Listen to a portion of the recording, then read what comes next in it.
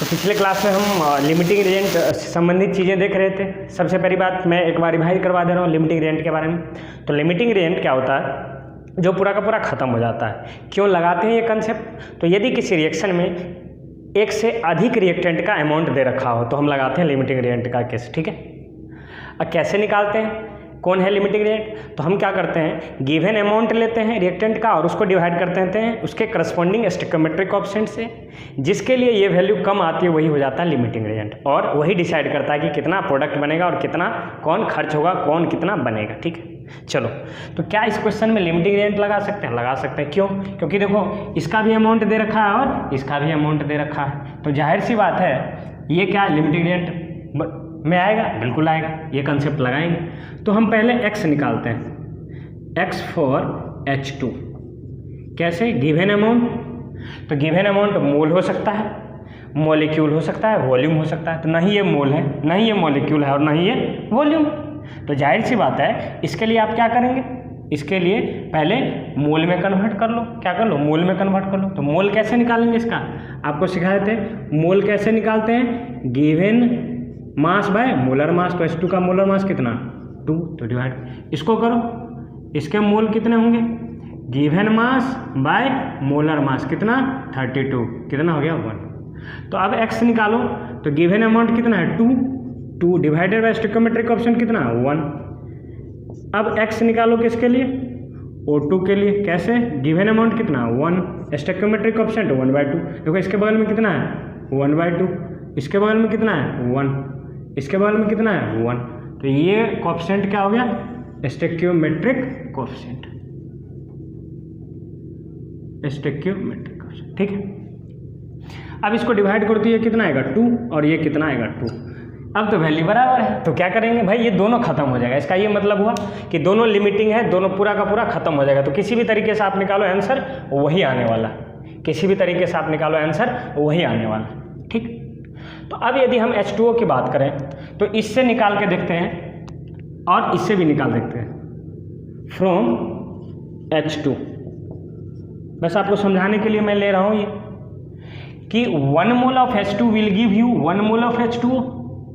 How much mole of H2 we are having 2 mole, तो 2 mole कितना देगा, 2 mole from H2, 2 mole will give 2 mole H2O gas. ठीक, बोलो कोई दिक्कत नहीं। तो यहां से क्या पता चला, 2 मोल H2, so volume of H2O, मोल से वॉल्यूम कैसे निकालते हैं, 22.4 से मल्टीप्लाई करते हैं तो 22.4, तो कितना हो गया 44.8 लीटर। ये तो हो गया, आपने निकाला H2 के साइड से। अब दिमाग में आ रहा होगा सर O2 से निकाल के बताइए, तो from O2 half mole will give you 1 mole, half mole will give 1 mole vapour. दिख रहा है कि नहीं, देख लेता हूं मैं जरा सा, ठीक है दिख रहा। तो अपने पास कितना मोल है 1 मोल, तो 1 मोल विल गिव, देखो 1/2 से कितना है 1, यानी दुगुना, 1/2 का दुगुना करो तो ना 1 आएगा, तो 1 का दुगुना करो तो क्या करो 2 मोल। तो वॉल्यूम कितना होगा, मोल पता चल गया, तो वॉल्यूम कैसे निकालेंगे 2 × 22.4, क्यों, क्योंकि STP पे बात कर रहा है। तो कितना हो गया 44.8। तो इस केस में देखो यहाँ भी 44.8 आ रहा है, इससे भी 44, क्यों, क्योंकि दोनों क्या है लिमिटिंग रिएक्टेंट है। तो आप बोल सकते हो ये दोनों क्या हो जाएगा, कंज्यूम हो जाएगा, पूरा का पूरा रिएक्शन में खत्म हो जाएगा, ना ये बचेगा और ना ही ये।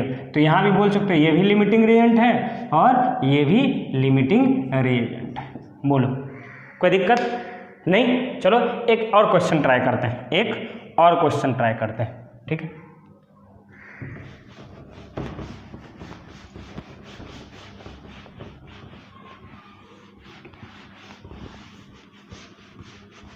ध्यान से देखना। जैसे मान लो अपने पास एक क्वेश्चन है इस तरीके का,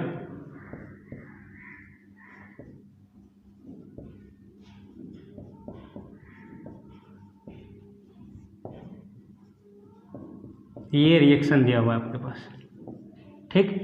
पूछा जा रहा है इसका वॉल्यूम एट एनटीपी बताओ। What will be the volume of NH3 at NTP, ठीक है। क्वेश्चन में दिया क्या हुआ है, ये 100 ml दिया हुआ है और ये भी क्या दिया हुआ है 100 ml। अब एक चीज़ आप बताओ, आप वॉल्यूम के टर्म में तो एनालिसिस कर सकते हो, बिल्कुल कर सकते हो, कर लेना उसी तरीके से। अब ध्यान से एक चीज़ मुझे बताओ, आप क्या यहाँ लिमिटिंग रिएक्टेंट का कंसेप्ट लगाएंगे? हाँ लगाएंगे। क्यों? क्योंकि एक से ज़्यादा रिएक्टेंट का क्या दे रखा है, अमाउंट दे रखा है। एक से ज़्यादा रिएक्टेंट का अमाउंट दे रखा है, तो यहाँ आप क्या लगाएंगे लिमिटिंग रिएक्टेंट। कैसे? पहले x निकालो, x फॉर N2 कितना होगा 100/1, कितना आया 100। x निकालो किससे, H2 के लिए, कैसे 100/3, तो कितना हो जाएगा 33.3।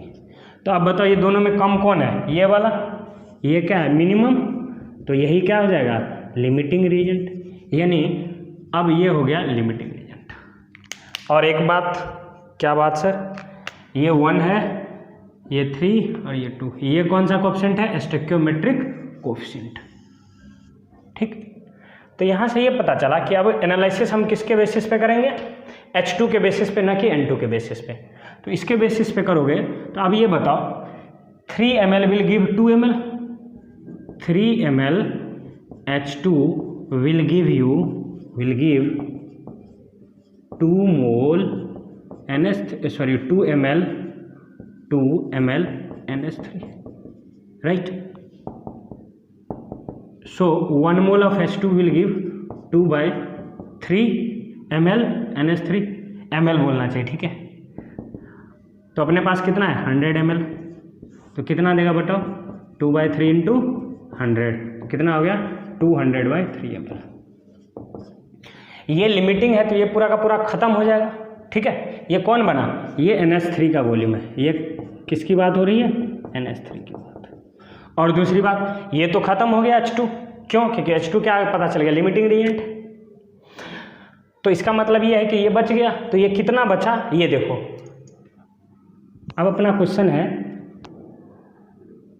लेफ्ट वॉल्यूम ऑफ N2, ठीक है, ये बताओ।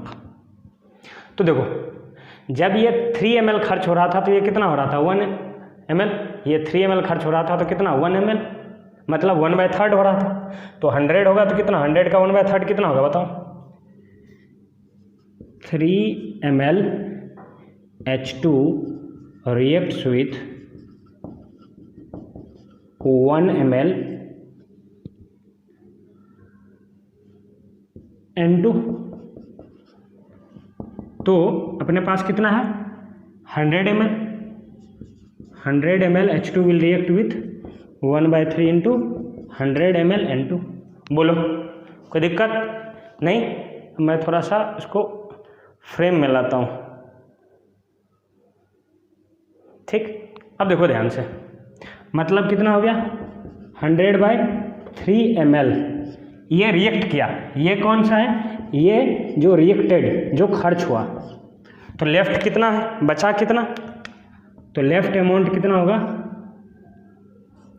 Left volume is equal to, था कितना 100, खर्च कितना हुआ 100/3, तो बचा कितना 200/3 ml। कोई दिक्कत नहीं, बोलो समझ में आया, बिल्कुल। तो अब इसको यदि हम समराइज करना चाहें कि आखिर क्या कहना चाह रहे हैं, तो लिमिटिंग रिएजेंट का कंसेप्ट कहाँ लगाएंगे, लिमिटिंग रिएजेंट का कंसेप्ट वहाँ लगाएंगे जहाँ एक से ज़्यादा रिएक्टेंट का अमाउंट दिया हुआ है, ठीक है। लिमिटिंग रिएजेंट क्या होता है, वो रिएक्टेंट जो पूरा का पूरा खत्म हो जाता है। इसका यूज क्या है, तो लिमिटिंग रिएजेंट ही बताएगा आपको रिएक्टेंट कितना खर्च होगा और प्रोडक्ट कितना बनेगा। समझ में आ रही बात, कैसे डिसाइड करते हैं, तो आप इसके लिए एक्स निकालते हैं, मोल डिटरमाइनिंग एनालिसिस बोलते हैं उसको। कैसे, गिवन अमाउंट को हम डिवाइड कर देते हैं स्टोइकियोमेट्रिक कोएफिशिएंट से, जिसके लिए ये वैल्यू कम आती है वही वैल्यू आपका काम करने लगता है, वही जिस करस्पॉन्डिंग जिस रिएक्टेंट के करस्पॉन्डिंग वो वैल्यू आती है वही रिएक्टेंट जो है लिमिटिंग रिएजेंट का काम करने लगता है, ठीक है। स्टोइकियोमेट्रिक कोएफिशिएंट क्या होता है, तो हमने आपको बताया था बैलेंस केमिकल रिएक्शन में जो करस्पॉन्डिंग रिएजेंट का जो कोएफिशिएंट होता है उसी को कहते हैं हम स्टोइकियोमेट्रिक कोएफिशिएंट। ठीक है, तो आगे क्लास में हम और कुछ देखेंगे। ठीक है।